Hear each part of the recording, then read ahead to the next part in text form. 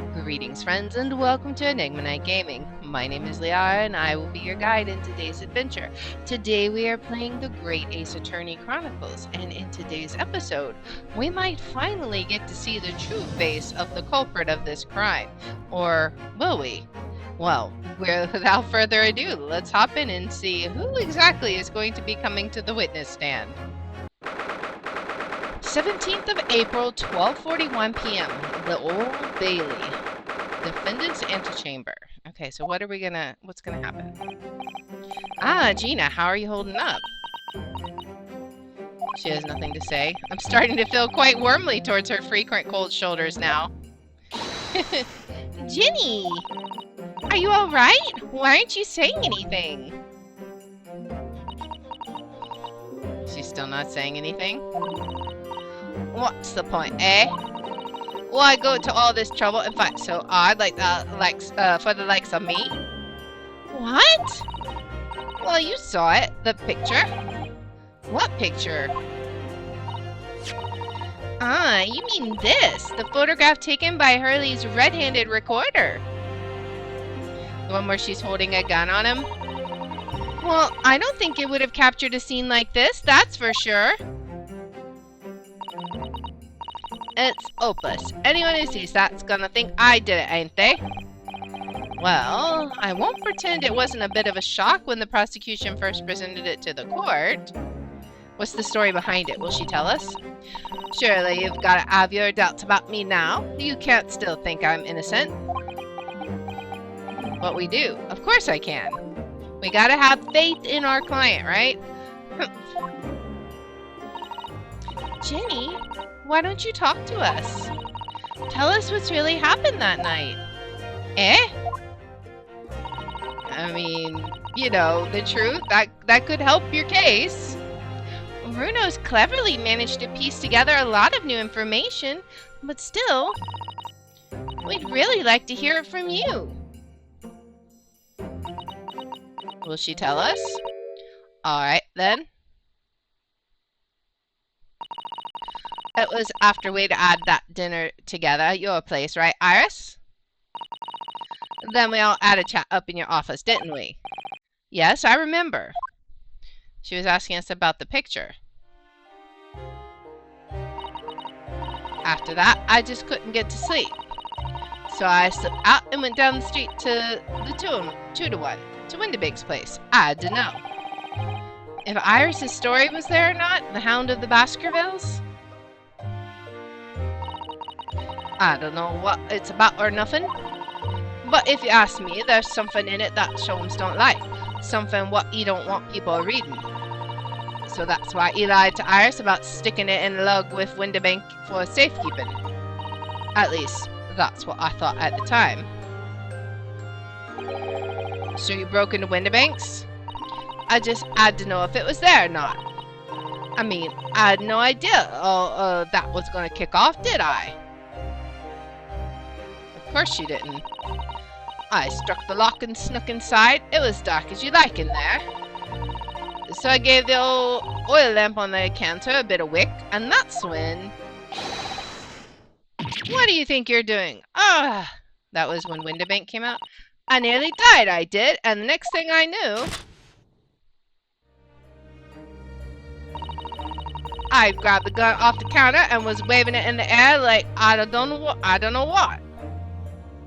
Okay, so she grabbed the gun because she was scared? Ah, you're the girl who was in here this afternoon. I didn't think pickpockets went in for armed robbery.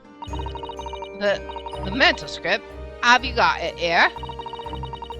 Did Sholmes leave a little papers with you? A story? I beg your pardon. The Hound of the something or other. If it's here, I want to see it. I'm sorry, young lady, but I'd sooner die than relinquish an article belonging to one of my customers. I don't want it. What would I do with it anyways? I just want to see its ear, that's all. Oh, you want to see it, do you? I want to know if Sholmes really pawned it here or not. Please, just let me see it and I'll go. Oh, very well then. But for pity's sake, stop waving my gun around, would you? Yeah, we knew that he wasn't afraid of her. So then the old cove unlocked the storeroom door and we both went inside. And it was that alright, the mental script. Sholmes weren't lying after all. You did all that just to check for me, Ginny? Anyway, there was a bit of a kick-up out in the main bit of the shop. The Skulkin brothers arriving on the scene, yes. What was that noise? Someone's breaking in. Dear me, is there some burglars convention here tonight that I don't know about? I think I forgot to shut the door behind me. Sorry. You'd better go and take care of it. Could I possibly have my gun back? Oh, well, I'll come with you and... Now, don't be foolish, young girl. You must stay right here. Don't leave this room under any circumstances. He's trying to protect her. And with that, he took the gun out of my hands and walked back out into the shop. She's not talking, she feels bad. I hung back in the storeroom, like you said, straining me ears in the dark to hear what was going on.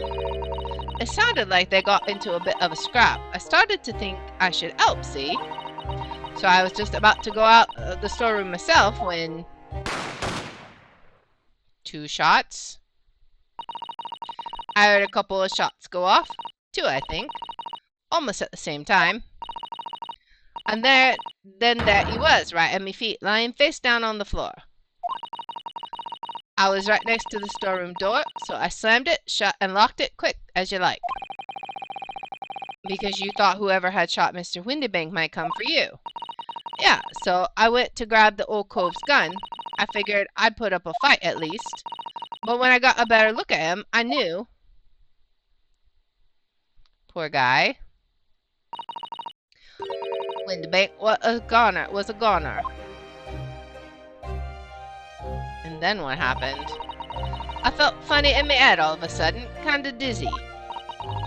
And after that, I don't remember nothing.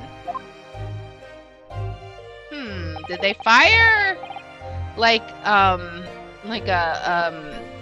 sort of like a smoke gun, but to make her pass out, maybe? I don't know. That must be when you passed out, Gina. If I hadn't done what I done, the old cove might still be alive.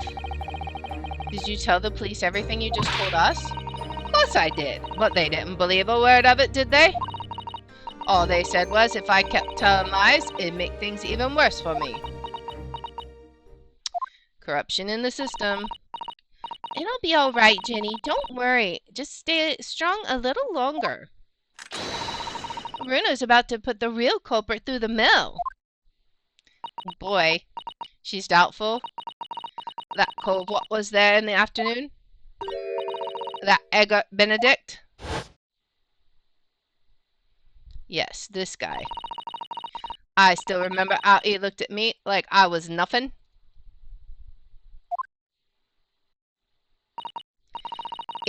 He was there that night. We don't know his real name yet, but I'm convinced that he's involved somehow. Anyway, thank you for telling us what happened, Gina. I appreciate your honesty. What? You can leave it all in Runo's capable hands now, Ginny. She's surprised somebody has faith in her. She's been hurt so many times. Mr. Odo. Yes? How come you trust me? I don't get it.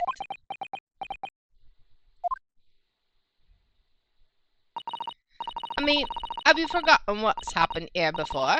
Come on, it was only 2 months ago. Me and McGilded, we told you a whole pack of lies. And you got the bog trotter off with him, even though he was a killer. No, I could never forget that. Oh. I did what I thought was best at the time. But the pain of that error of judgment doesn't get any easier to bear. Still, don't forget that I also made you a promise. I told you that I'd be on your side to the bitter end no matter what.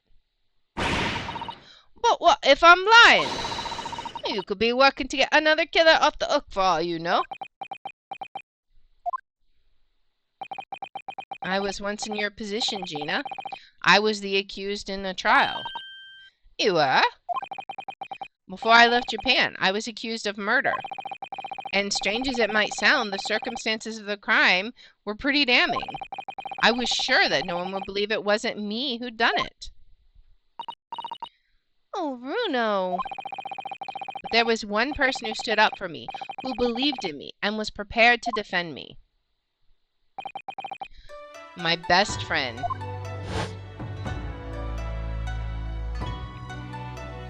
Ryunosuke, no one believes in you more than I do.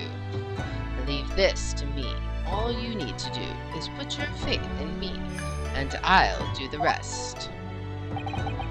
I was so happy I cried, but even then, somewhere inside me, I couldn't help thinking, surely he doesn't really believe in me. Not completely. But I was wrong. He did believe in us. As soon as my trial began, it was obvious that he had an absolute, unwavering belief in me.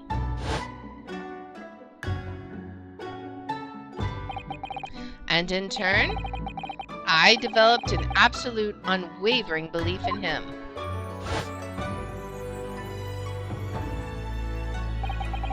Since then, I came to realize, if you want someone to believe in you, you have to believe in the other person first. What are you saying? I promise you, Gina, that no matter what happens, keep believing in you. So you don't need to worry. I won't let you down.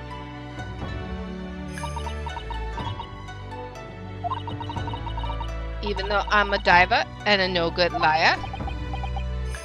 Even so, you're not like McGilden. I know that. Eh? That's right. You're our friend, Ginny. Iris. We know you better than you think. And we've come to the conclusion that you're someone we can trust. Yes. That's really all we need to know. Exactly. Mr. Naoto, Is she trying to admit something to us? Oh, she's breaking down, poor girl. Defendant Gina Lestrade and her legal representative. Court proceedings are about to resume. Please head into the courtroom immediately. Yes, of course. Thank you. All right, time for court to proceed. Oh boy, oh boy. I've been both a defendant and a defending lawyer in my time. So I knew only too well just how hard it was to put all your faith in another. And I also knew just how hard it was to bear the burden of another putting all their faith in you. This is it at last, the final chapter, the final battle. Wish me luck, Susato-san, and I hope you're watching over me too, partner. Oh boy. Here we go, it's time for court. 17th of April, 1:41 p.m., the Old Bailey courtroom. Where's our new defendant, or our new witness? I hereby call this court to order as we resume the trial of Miss Gina Lestrade. Lord Van Zeeks, have you successfully subpoenaed the witness? The subpoena was delivered to the communication station, where the man works immediately, my lord. However, the heavy rain has delayed the arrival of his carriage, it would seem. I see. Then let us turn our attention to Inspector Gregson's thesis of the case heard by the court this morning. The glaring omission of the third bullet in your report is a serious blunder, Inspector. Yes, I can only apologize, my lord. And although the defense's chemical analysis of the blood at the scene makes for a compelling argument, I cannot permit such untried methods to be used as evidence in my courtroom. It's a big mistake to cross Hurley and me. A very big mistake. My lord, the subpoenaed witness has just arrived in the building. Thank you, officer. Show him to the stand without delay. Mr. Eggert Benedict. I didn't expect to be crossing paths with him again so soon, and certainly not like this. Oh boy, oh boy.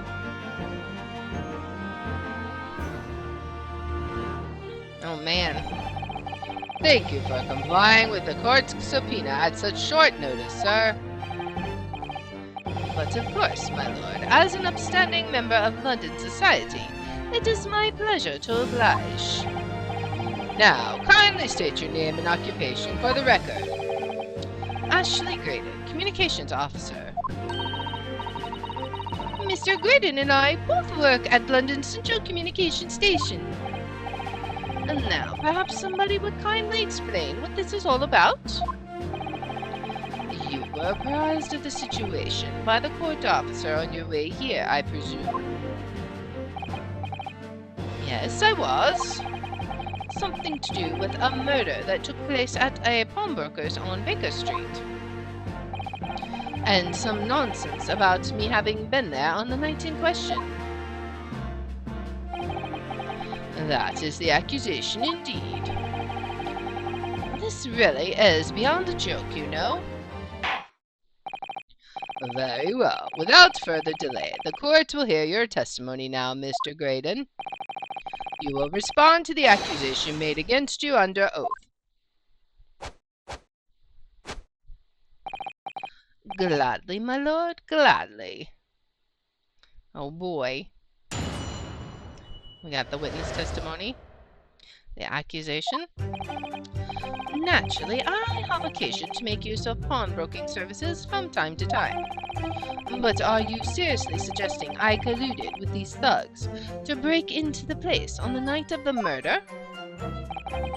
I have no intention of admitting to such an outrageous accusation, even if certain parties here present claim that my blood was found at the scene.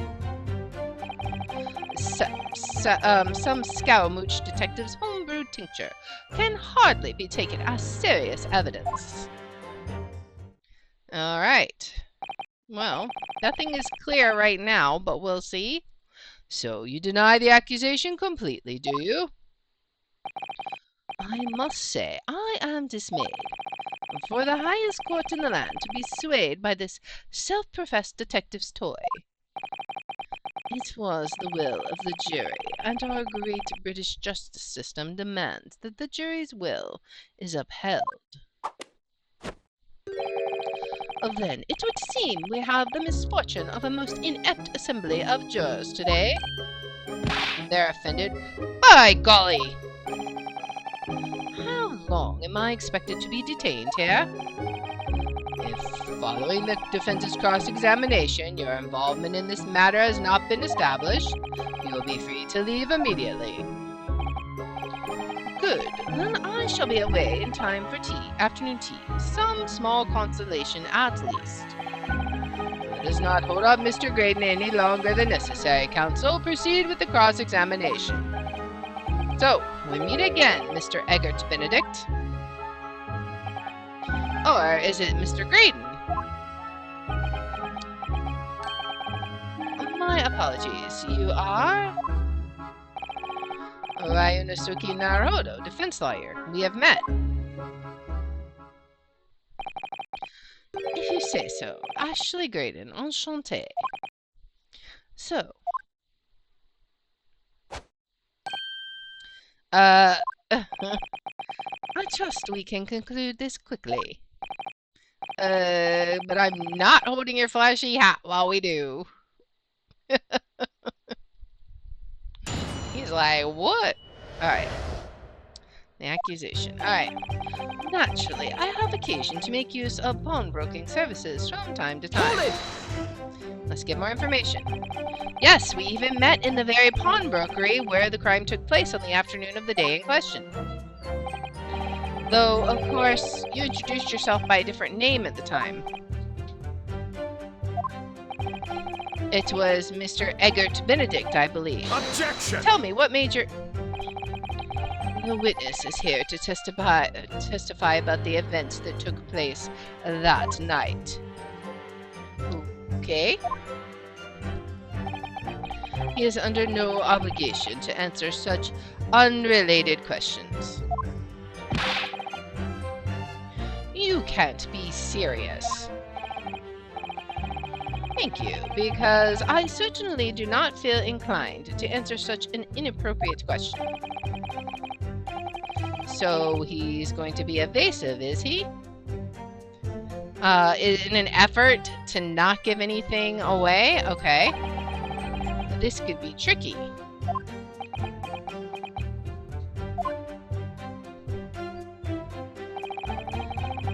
What are you seriously suggesting? I colluded with these thugs to break into the place on the night of the murder? Hold it!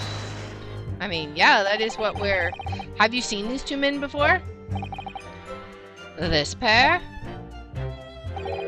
No, I don't associate with criminals. Said by a man who introduced himself as Eggert Benedict.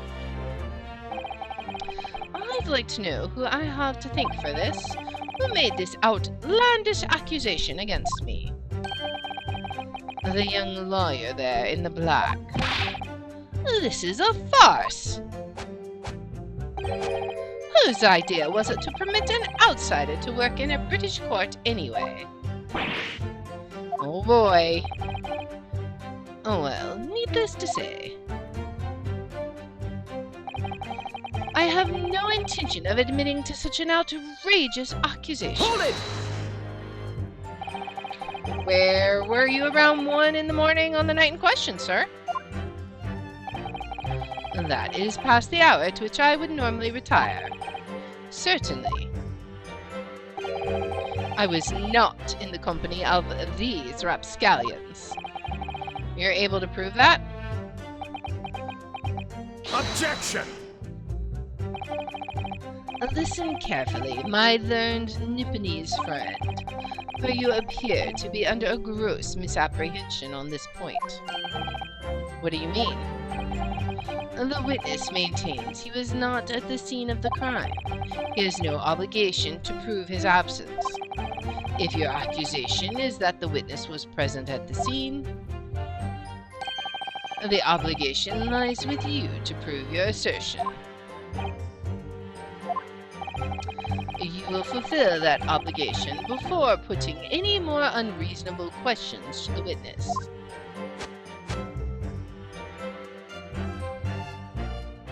That dance, though. A silent victory wiggle. Thanks. Oh boy. Even if certain parties here claim that my blood was found at the scene, Hold it! that might be something we could present to.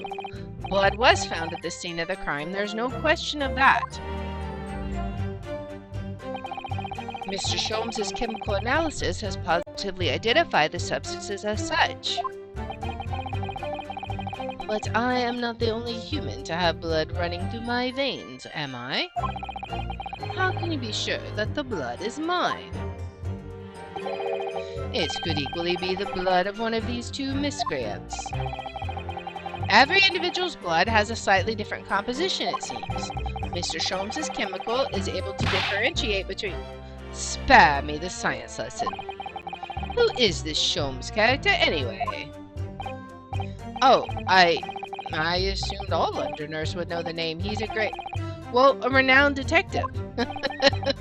So even you are unable to bring yourself to say a great detective. A great detective, you say? Tisk! Now we're in the realm of fairy tales, aren't we? Excuse me. Do you have something to say about that, Mr. Skulkin? What? Me? No, the Mr. Skulkin next to you. Right, I've added up to air with this. How many times have I got to tell you? Yes, I know, you're not Big Bruv Skulky. Or Sulky. Mr. Nash Skulkin. Corblimey, governor, you what? Is it not the case that when Mr. Graydon just spoke, a thought went through your mind? Would you care to share that thought with the court? Me thoughts? I don't have none of them. It must have been him. You what? Mr. Nash Skulkin, answer the question, please. What went through your mind when Mr. Graydon just spoke? Nothing, honest, governor, nothing. I was just thinking, if he waves his arms around that much more, I'll open up the wound again, that's all. What wound? Where he took the bullet, of course. It was only 2 days ago. It ain't gonna be healed up yet. So I was, well, you know, I was waiting for him and... Oh, elbows. Mr. Graydon, did you hear that? What? Your comrade is worried about you, it seems. On account of your injured arm. My lord. Yes, Mr. Graydon. I have no idea what these two wretches are talking about. Certainly, I shouldn't be expected to answer anything in relation to their mindless insinuations.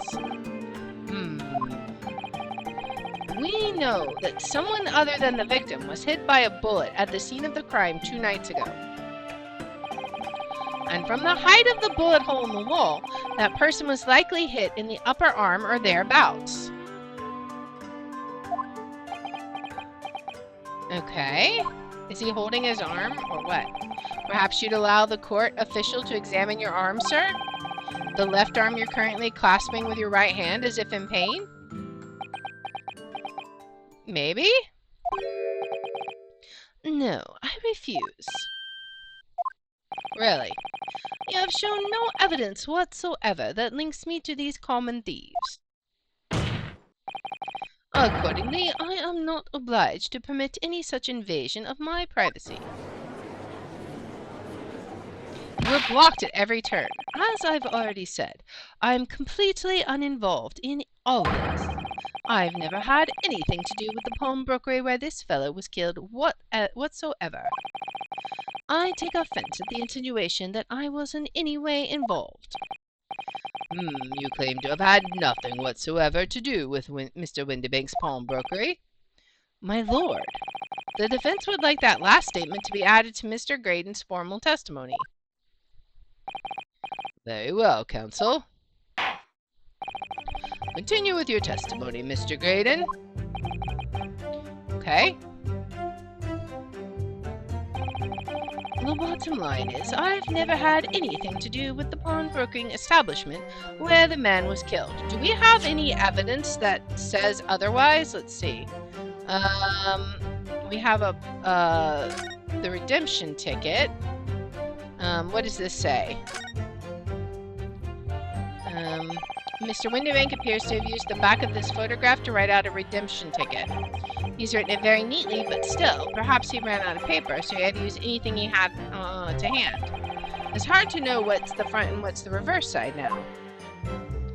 Okay. So I'm not sure that's necessarily evidence. Got the blood samples. This was... I don't think any of that is helpful, to be honest. Let's see. I don't know that that's helpful yet. Do we have any photographic evidence? No. That's the post-shooting. Okay, I don't think we have any evidence, so we just need to press it. Never had anything to do with it? You forget I was there, Mr. Graydon, on the very afternoon of the incident. Obviously, I am not a complete stranger to the pawnbrokers. I'm currently on the lookout for an armchair to furnish my study. Objection! No, you were there to redeem an article. I have no Is that idea right? what you're talking about. Alright, let's pursue this one. Do you have something to add, Inspector? Come again, sunshine? You were there too, in fact, weren't you, Inspector, that afternoon? Well, yes, I do remember meeting yourself in the pawnbrokers that afternoon. You, your young Japanese assistant, and the accused were all present, as I recall. And at that time, this witness, Mr. Graydon, was trying to acquire a particular article. Well now? Come on, fess up. I'm afraid I don't remember too clearly. What? But you must. I'm not going to lie and pretend I remember something that I don't. What is going on here? Grexy showed us a picture before, didn't he? You know, from the cameras that Hurley installed in Windibanks? Yes, of course. Indeed, and the gentleman pictured bears a striking resemblance to the witness, I must say. We don't have that. Exactly. Which proves that Mr. Graydon was in the shop on the afternoon in question. At no point have I denied that fact. I merely entered the shop to peruse the articles on sale and have a word with the broker. Nothing more. Really? You're just gonna sit there and eat your chips, huh? This makes no sense. I understand why Mr. Graydon might be trying to cover his tracks. But why would Gregson be trying to avoid giving testimony about what happened? Unless this is somehow related to the stuff he's not supposed to talk about. That's all he's going to say on the matter, is it? What do you think, Bruno? I think he has no intention of telling us anything. He's well aware that the less he says, the less chance he has of giving himself away. The complete opposite of Hurley, then. He seems to think that the more he says, the better. Well, at least I managed to prise a little more information from these witnesses' lips. All thanks to the Skulkin brothers. Yes, they were the key to it after all. So he says he had nothing to do with the Windibanks. Well, we know that's not true. Perhaps now would be a good time to have a proper look through the court record. Good idea. You never know what tiny scrap of information could become a valuable weapon. And some Scaramouche detective's homebrewed tincture can hardly be taken as serious evidence. Let's examine that one. Don't forget, sir, Mr. Sherlock Holmes is the most famous detective in the world. And the most famous detective in the world tells the truth, the whole truth, and nothing but the truth, oh no, I can't think how to answer that. I once saw the world's most famous swindler thrown into jail. He allegedly told the truth, the whole truth, and nothing but what turned out to be a pack of lies. Ugh. Quite. Now, as you are no doubt aware, the Central Communication Station is the heart of this country's information network. My work there is of paramount importance, and you have kept me from it long enough already. The bottom line is, I've never had anything to do with the pawnbroking establishment where the man was killed. But that's not true. What? Can we present the disc? I don't know. I'm just very curious. Objection! Can we... Have you ever seen this disc before, Mr. Graydon? Why, is it supposed to mean something? This disc was, until the day of his murder, in pawn in Mr. Windibank's shop. It was redeemed by the defendant, Miss Gina Lestrade, that afternoon. However, somebody mysteriously appeared to try to take it from her. And that somebody was you, of course. Wasn't it, Mr. Graydon? As I have reiterated numerous times now, you are mistaken. That was not me. I never seen that disc before in my life. It may have escaped your notice, but there is a small smear of blood on the disc. Ah, yes, resulting from an abrasion of the thumb, perhaps. That's right. The surface of the disc is covered in hundreds of tiny metal bumps.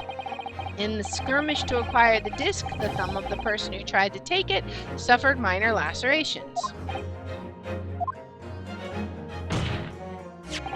So, while the disc bears the remnants of that skirmish in the form of this smear of blood, the thumb of the person in question must bear the remnants also in the form of a scratch.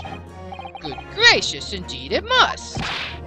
Mr. Graydon, come on, show us your thumb. You refused to allow a court officer to examine your arm before. Are you now going to refuse us to examine your thumb? Because I have no doubt that it bears a small scratch consistent with the smear of blood on this disc. Oh, well. It would seem I underestimated you. What is the meaning of this? So you admit it now? You admit you have a scratch on your thumb from when you attempted to take the disc from the defendant? Oh boy. Order! Order! Well, Mr. Graydon? It would appear there has been something of a misunderstanding here. I did not attempt to take the disc, as you put it. No, quite the reverse. What are you trying to say? It's really quite simple, you see. The disc was mine from the outset. Is there some crime in taking an item that you own out of pawn? What? It would seem, Mr. Graydon, that in this piece of evidence my learned friend has established a link between yourself and the incident. Accordingly, you will tell the court everything you know about this disc now. As you wish, though I'm quite sure it has nothing to do whatsoever with the pawnbroker's murder. We'll see. Alright, so now we're onto the disc. There's a note on the disc saying "form gilded," but the item belongs to me. The redemption ticket was stolen from me by the accused, that filthy gutterling, on the day in question. I proceeded at once to the shop in order to explain my situation and redeem my article. In the end, of course, the disc was taken by the police. In other words, I had absolutely no reason to break into the shop later that same night. But did you now? Did I hear you correctly, sir? McGilded, you say? The famous London philanthropist? Who perished in this very courtroom 2 months ago after being acquitted of a most distinctly messy murder. Yes, my lord, the one and the same. Good Lord, Mr. Graydon! Are you saying that Mr. McGilded and yourself were acquainted? Yes, that's correct. Oh boy. Order! Well, I certainly didn't expect to hear that name uttered in my courtroom again. According to what Gina told us, this disc was placed in pawn on that fateful night 2 months ago. McGilded himself gave instructions to deposit it at Windibanks. It's funny that Mr. Graydon here is claiming the disc belongs to him then, isn't it? In all likelihood, he's lying. So he appeared that afternoon at Windibanks in order to get his hands on McGilded's disc for some reason. Counsel, you will commence your cross-examination, please. Oh boy. So here we go, the disc. There's a note on the disc saying "for McGilded," but the item belongs to me. Hold it! Would you care to explain how this belongs to you? As you will observe, a communications officer such as myself commands a fine salary. You are certainly exquisitely dressed, sir. So you see, I have little need to make use of the services provided by the pawnbrokery trade. However, I did once find myself in difficulties, having misplaced my purse whilst on an errand, which is why I pawned my fine black overcoat to the broker in question. You claim that was your overcoat?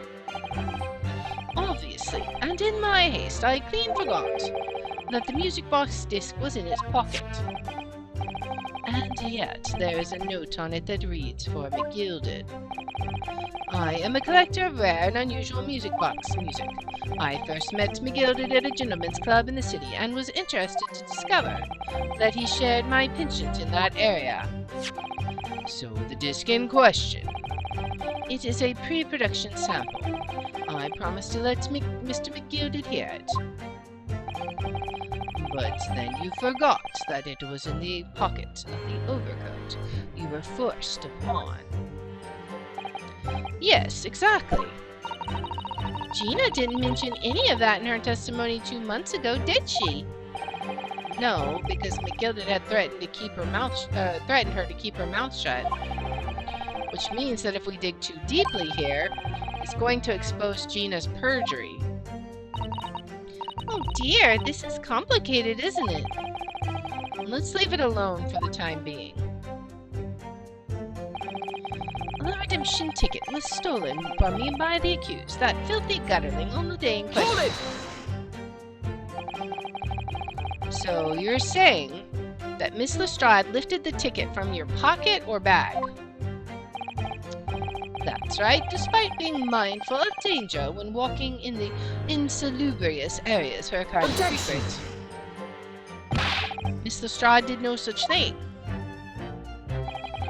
Well, of course she would take that stance, but the girl is a regular offender. You came to the pawnbrokery that day prepared with all the information you needed to identify the defendant. You were looking for her. That's what brought you to Windibanks. To get your hands on McGilded's disc. Objection! My learned friend is a veritable font of nonsense. Nonsense? I concur with the prosecution. Counsel, you will refrain from conjecturing in this way. Is that clear? Yes, my lord. Then I will continue with my testimony for what possible use it can be. I proceeded at once to the shop in order to explain my situation and redeem my article. Hold it! Had you ever been to Windibanks before? Only once, for the purposes of pawning something. But, like many, I enjoy browsing in such establishments. So, when you noticed that the pickpocket had taken your ticket, you chased after her, is that correct? Yes, that's right. I didn't notice at first, of course. Such is the art of the pick-purse. But when I did, I headed to the pawnbrokery at once in order to reclaim my coat before the thief could. I was merely trying to recover what was rightfully mine in the first place. He say what he likes because he knows we have no evidence to contradict him on this. In the end, of course, the disc was taken by the police. Hold it! Yes, it was taken by Inspector Gregson here, wasn't it? That's right. This was the very man.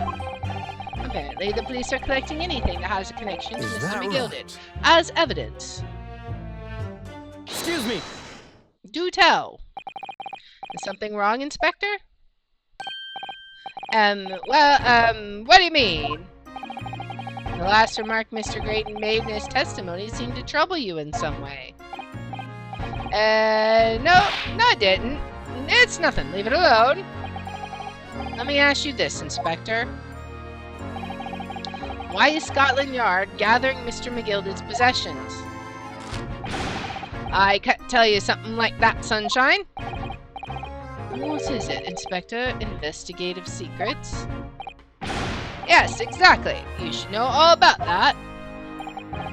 Magnus McGilded, who died so unexpectedly after his trial 2 months ago, a man renowned throughout the capital for his great contributions to public life, yet he had a dark side too. Where are you going with this, Van Zieks? I suppose the police are dealing with the aftermath of his nefarious activities, are they? That's enough. Coppers like me have duties to carry out that we're not at liberty to talk about. That's all you need to know. Duties conferred by Lord Strongheart, I presume. The Lord Chief Justice appears to have great faith in you, Inspector. He's clenching them fries so hard. The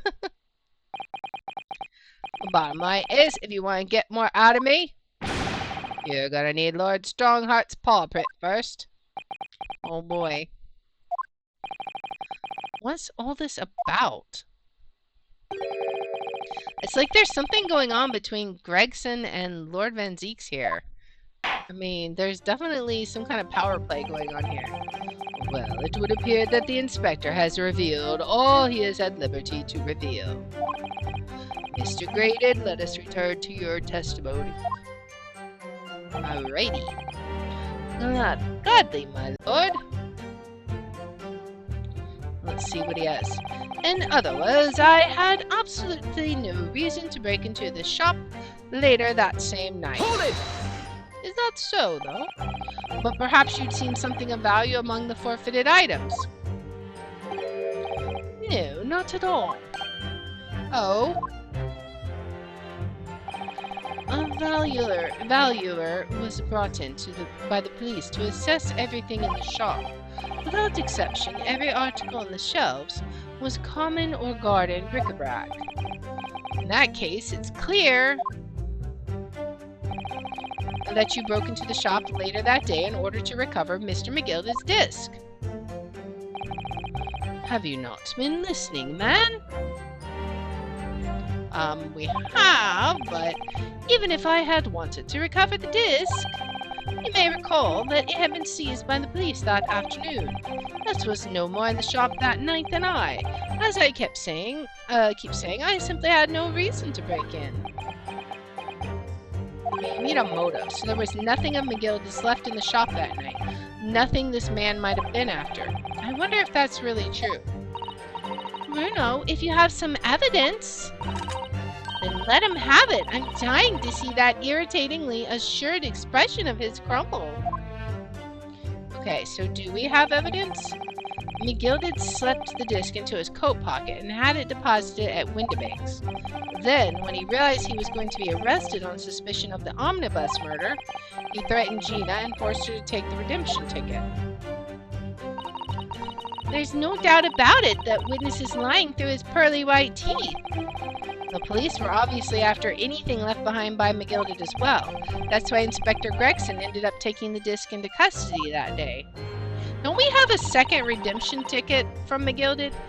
But Gregsy's been very strange about this. There must be a reason for that, I'm sure. I just don't know what it is. For now, I need to focus on exposing the fact that Mr. Graydon is lying in his testimony. In other words, I had absolutely no reason, but did you? Because we have a redemption ticket issued from the pawnbrokery about the box, right? So let's present that. This disc was deposited at Mr. Windibank's on Magnus McGilda's instructions. You knew that, and you went there with the intention of obtaining it for yourself. Objection!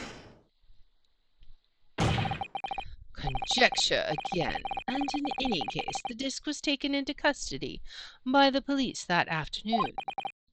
The witness had no reason to visit the pawnbrokery again that night. Objection! But that's not true. Sorry, my learned friend, but that's not true. Turning the insults around. What? Mr. McGilda had another article in pawn at Windibank's, as this second pawnbroker's ticket proves. There were two articles belonging to Mr. McGilda and Windibank's pawnbrokery, and the reason you broke into the shop that night was to recover the second one, together with your two accomplices, the Skulkin brothers. Ugh. This is the second ticket, is it? What had the man deposited? The article description reads one small box. A rather vague description, it seems to me. Are you suggesting that I broke into the pawnbrokery with these clowns in order to steal some trinket box? I believe there are adequate grounds to suspect that you did. This is absurd. Why on earth would I do such a thing? Once the article had been forfeited, I could simply walk into the shop and purchase it. There would be absolutely no need for me to resort to theft. That's a good point. Indeed. The witness makes a solid argument. So that means that for some reason, this Graydon fellow needed the small box that very night, does it? Objection! It's time to put an end to this nonsense, my lord. Could you be a little less cryptic, Lord Van Zeeks? I do hate to ruin my learned friend's argument, but the truth is quite incontrovertible. On the night in question, no small box was taken from Windibank's pawnbrokery. And rest assured, the prosecution can prove it. What? Good gracious! Inspector, show the photographic prints to the court, if you please. Yes, sir! What prints? Yeah, what prints do we have? These prints were taken from one of the detective's security cameras. Ah, Harley's red-handed recorders again. As previously explained, using the plan of the shop layout, the victim's establishment was furnished with automatic cameras in 2 locations. One was set to capture the counter, where Mr. Windibank received his customers, and the other was set to capture the shelves on which articles were placed for sale once forfeited. According to the information on this ticket, McGilded's small box had been forfeited already, 2 days before the incident at 9 p.m. on 13th April to be precise, which means it would have been on the shelves of the forfeited items in the shop front. Now, what I have here is a print taken by one of the cameras about 2 hours before the incident. That's at 11 p.m. on 15th of April. Okay. The victim certainly had a very full shop, it would appear. And then here we have another print. This one was taken about 2 hours after the incident. We can use our, I bet we can use our little, scope. I see, so we have 2 pictures to compare. So, I'm betting there's a slight difference. Though I must say that placing them side by side leaves me cold. I think that little box in the middle got moved a little. Dear me, that's starting to make my head ache. Obviously, at Scotland Yard, we considered theft as one possible motive in this case. We explored the possibility that something had been taken in addition to the victim's life. So your men have already compared these 2 prints thoroughly, Inspector. Yes, sir. But can we use our little scope? Because I think this box was moved. We counted every single item in each of these 2 photographic prints. And the yard's conclusion is that exactly the same number are present in both. I think it'd be a box within a box, right? That's what I'm guessing. In other words, nothing was taken from the pawnbrokery on the night in question. And my learned friend's assertion is nothing more than a hopeful fantasy. But is it? But is it? I don't believe it. I could have just shown that he'd stolen McGilded's pawned box. Don't do your victory dance yet, sir. I might have been able to break him down at last. You know what, Bruno? I've been thinking. I wonder if these 2 photographs really are exactly the same. Yeah, I don't think they are. What? So, counsel, in the light of the evidence put forward by the prosecution, what is your position? It seems that, in fact, on the night in question, nothing was stolen from the victim's establishment. Do you accept the prosecution's assertion? Of course not! I don't know. I definitely do not. Because this little box here in the middle has been moved. Let's point out a discrepancy. Use a piece of evidence. Could there be some hidden discrepancy in these two photographic prints somewhere? The question is, which one of these? Do we point out a discrepancy or do we use a piece of evidence? We have that, let's see what happens if we use a piece of evidence, right? Before I give my answer, my lord, I'd like to try something, if I may. Try something? What do you mean, counsel? I'll need to use a certain piece of evidence from the court record to identify the discrepancy. I'm not entirely sure I follow. Which piece of evidence do you intend to use to help you identify a discrepancy between the two prints? This one, the stereoscope. Take that! I'd like to use this device, my lord, to view the two prints stereoscopically. Ooh! Yes, you've caught the bug at last. You can't resist it, can you? You've got the cross-eyed compulsion. Juror number 3. What a surprise.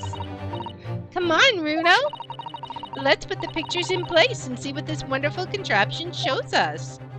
It's going to be that box that's going to jump out, right? There we go. Now look through the eyepiece.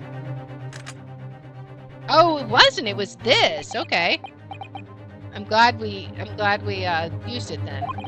I thought it was the box. I wasn't sure at first, but there's a clear discrepancy between these two prints. What? You must identify the location in question for the court, counsel. Indicate the precise location of the discrepancy of which you speak. I'm glad we decided to use the stereoscope. Granted, these two prints are almost identical. However, there is one minor discrepancy between them. What? When you view the two pictures stereoscopically, that one little box has been moved. A single area stands out as being different. The location of this small box. Let me wait. Unbelievable. Oh boy, oh boy, oh boy. By Jove, you're right. How extraordinary. I love how he's all cross-eyed. What this tells us is very simple. Mr. McGilded's small box was indeed not stolen from Windibanks on the night in question. However, there can be no doubt that somebody picked up this particular box and then returned it to its place on the shelves. Are you suggesting that the small box originally deposited by Mr. McGilded is in fact? Yes, the very same small box I just identified in these photographic prints. Objection! Mindless guesswork. What if it is? So a box was moved on the shelf. Nothing was stolen. Unless something was stolen out of it, or whatever information he needed from the box he was able to obtain. Which means, quite simply, that nothing has changed. That may be true, but... Alright, McGilded's box wasn't stolen then. But doesn't the fact that it was moved like that change things? It changes everything. I believe this changes everything about the case. How can that possibly be? The crucial point is the fact that what was moved was a small box. In other words, we have to consider what might have been inside that box. Exactly. What are you suggesting?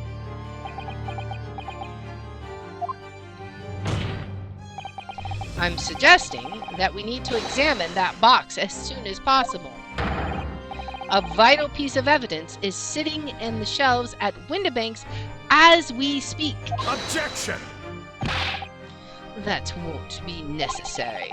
Some little box belonging to a man who died 2 months ago can't possibly be relevant to this trial. The court does not uphold your objection, Lord Benedict. Bailiff, arrange for an officer to go to Baker Street at once, obtain the small box in question, and bring it back here for further examination. Oh boy. It's gonna be great. Are we gonna be right? They're facing off. The final showdown.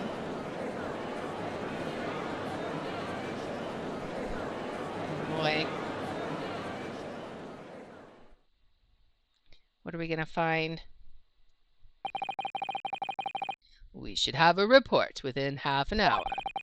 I think perhaps we should recess for a short while until the evidence is brought forth. To be hoodwinked by such a farce. Humph, disappointing. I beg your pardon, Lord Van Zeeks? This is nothing but a smokescreen, a Nipponese specialty, it would seem. What are you trying to say? My learned friend has persisted with the same line of reasoning from the very beginning, that this witness's intent was to steal an article belonging to Mr. McGilded from the pawnbrokery. Yet common sense tells us that none of the articles have value enough to be worth stealing in the first place. Exactly! It would be beyond absurd to break into a place for the purpose of stealing such commonplace property. Time to throw the blood again.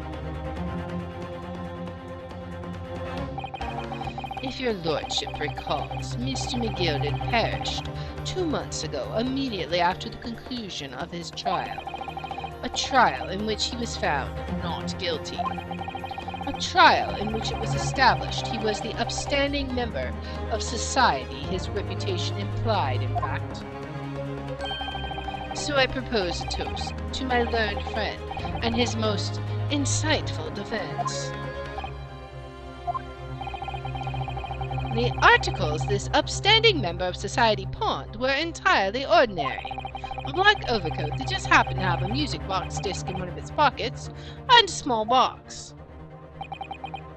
I assure you, I wouldn't accept even if the man tried to make a gift of such things to me. But yet you did. You know, that does rather make a lot of sense. It's not as if it was gold or jewels, is it? Though goodness knows McGilded was rich enough. But you can't just deposit cash at a pawnbroker, I'm quite certain of that. The prosecution's argument is undeniably compelling. It is incumbent on the defense now to bolster its argument. To explain what possible significance these commonplace articles pawned by this fine citizen could have. Well, counsel, is your argument in fact demonstrable? Are you able to show proof that the disc or the box are in any tangible way related to this case? Well, are we? What's the matter, Bruno? We know that they're related, don't we? They're both vital pieces of evidence. Yes, of course, you and I both know that. We know McGilded's true character, and we know the disc is significant, even if we don't know why. But if we explain all that to the court at this point, we'll have to acknowledge that McGilded's acquittal 2 months ago was a mistake. That the defense's argument was flawed, based on that information, that false information. Oh no! And that would mean admitting that Gina committed perjury. But Ginny? Could it be that Van Zeeks knows? Is that why he's doing this now? Because he anticipated everything? But maybe. This could be a great opportunity for us. Sorry, what do you mean, Iris? Well, what is it that you always say, Bruno? sooner or later the truth comes out? Every time? That's true. Alright, the exact significance of the things that McGilda deposited with Mr. Windibank is something that only Gina can explain to the court.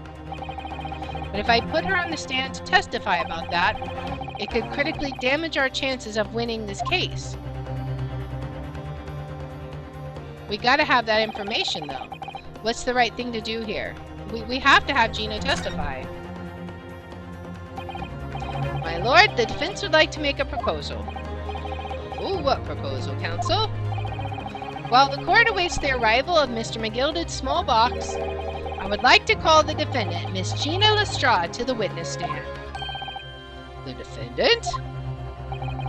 To what end?